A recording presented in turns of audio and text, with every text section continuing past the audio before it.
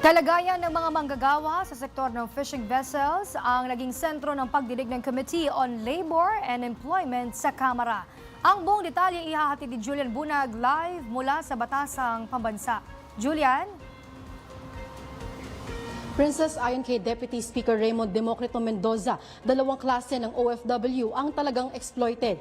Una na nga riyan ng mga domestic worker at ang ikalawa na hindi masyadong nakikita ang mga nasa fishing industry.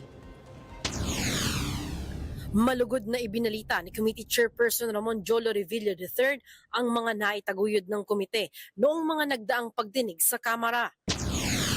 Kumakailan ay inaprobahan natin ang House Resolution number 426 under Committee Report number 13 na nananawagan sa Regional Tripartite Wage Productivity Boards na i-accelerate ang aksyon sa mga pending wage petitions, isang patunay na malakas ang suporta sa ating advokasya para sa makatuwirang sahod.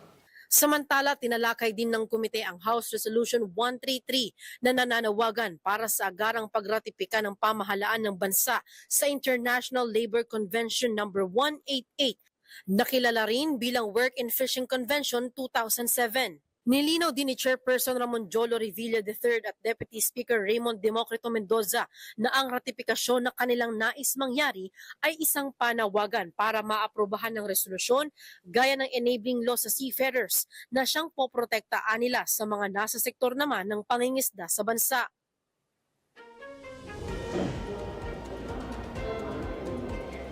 Princess, dumalo rin ang Department of Labor and Employment sa pagdinig ng komite at nangako sila na patuloy na makikipagtulungan sa Kamara sa pagsusulong ng karapatan at kapakanan ng mga manggagawang Pilipino sa loob at labas ng bansa.